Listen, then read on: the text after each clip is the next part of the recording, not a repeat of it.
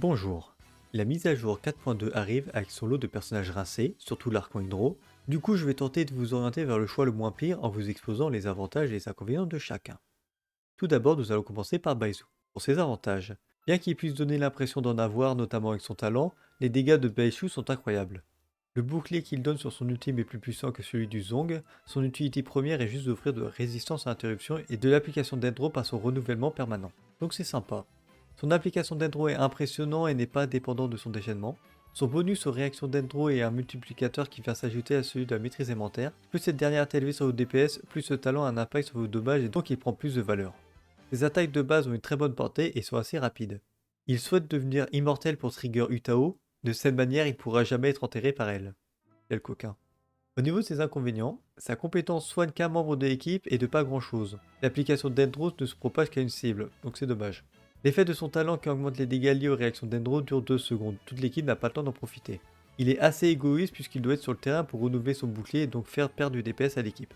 Et c'est lui qui a créé Chichi. Quel salaud. Bon, passons à un personnage un peu plus sympa, nous avons Hayato. Pour ses avantages, en composition gel, il peut être le sub DPS car il n'a pas de problème pour regagner son énergie. Il n'est pas sensible aux interruptions et n'a donc pas besoin de protection. Les options d'armes free-to-play fonctionnent aussi bien que les armes coûteuses, comme quoi ça sert à rien de banquer. Par rapport aux autres unités hydro, il possède presque les meilleurs résultats mais dans des conditions spécifiques. Beaucoup de ses meilleurs équipiers ne sont pas populaires et donc disponibles pour la team.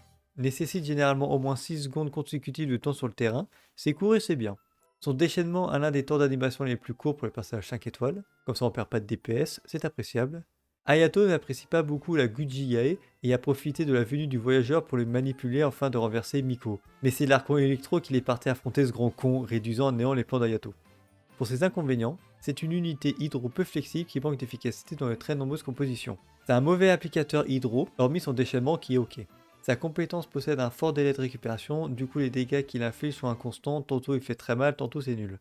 L'ensemble de son kit est tourné vers les dégâts mono-cibles, ce qui en fait un mauvais personnage pour combattre plusieurs ennemis. Il nécessite un niveau de maîtrise relativement élevé pour le jouer, c'est pas à la portée de tout le monde. Et sa sœur est bien plus forte que lui, mais il n'a pas pris le seum et il la laisse faire des apparitions publiques à sa place pendant que lui fait des trucs ailleurs pas importants car c'est un gros flemmard. Et sinon nous avons Sinnoh. Au niveau de ses avantages, son temps passé sur le terrain est adéquat, moins long que la durée des sorts de la majorité des supports du jeu. De ce fait, il peut bénéficier des dégâts ou buffs apportés par de nombreux personnages sur toute la durée de son déploiement. Il n'est pas dépendant de son déchaînement élémentaire sans lequel il peut tout faire. C'est à quoi le déchaînement? Il n'est pas dépendant d'un personnage qui peut soigner ou lui donner un bouclier étant donné qu'il est très solide comme bonhomme. Ses dégâts de zone sont corrects pour un hyper carry, mais encore, reste à voir. Sinnoh était un chacal qui en avait marre du désert alors il s'est transformé en humain et il est parti. Rien de plus normal. Au niveau de ses inconvénients, sa compétence élémentaire génère peu de particules pendant la durée de son déchaînement, il aura donc besoin d'une batterie.